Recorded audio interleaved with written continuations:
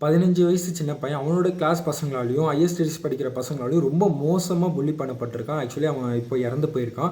அவன் எந்த அளவுக்கு வேதனை அனுபவிச்சிருக்கான்னா, ஆக்சுவலி இப்போ நான் சொல்லப் போற விஷயம் அவங்க அம்மா ஸ்டேட்மெண்ட் குடுத்திருக்காரு. டாய்லெட் உள்ள வந்து தலைய விட்டு ஃப்ளஷ் பண்றதா இருக்கட்டும், இந்த அளவுக்கு எவ்வளோ மோசமா அவன துன்புறுத்த முடியுமோ, எந்த அளவுக்கு அவன் மனச வேதனைப்படுத்த முடியுமோ, அவன் ஸ்கூல்லயும் சரி, அப்படி இல்லைன்னா ஸ்கூல்லேருந்து வீட்டுக்கு வரதுக்கு அவன் வேன்ல வருவான். ஸோ அந்த வேன்லயுமே சரி, அவன கொஞ்சம் கொஞ்சமா மனசளவுல ரொம்ப நோகடிச்சு 24வது மாடியிலிருந்து அவன் கீழ விழுந்து அவன் சூசைட் அட்டெம்ப்ட் பண்ணியிருக்கான். பையனுக்கு நடந்த மாதிரி இதுக்கப்புறம் யாருக்கும் நடக்கக்கூடாதுன்ட்டு அவங்க அம்மா இப்பயும் போராடிக்கிட்டு இருக்காங்க. வீடியோல வந்து நான் சொல்லப் போற ஒரே ஒரு விஷயம், என்ன விஷயம் நடந்தாலும் சரி, ஸ்கூல் படிக்கிற பசங்களோ, காலேஜ் படிக்கிற பசங்களோ, என்ன விஷயம் நடந்தாலும் சரி, ஒரு கட்டத்துக்கு மேல அது நம்ம கைய மீறி போற ஒரு விஷயமா இருந்துச்சுன்னா, அது பேரண்ட்ஸ் கிட்ட சொல்றதுக்கு யோசிக்காதீங்க. உங்க ஃபேமிலிலயோ உங்களுக்காக ஒரு சேஃப் ஜோன் கண்டிப்பா யாரோ ஒருத்தவங்க இருப்பாங்க.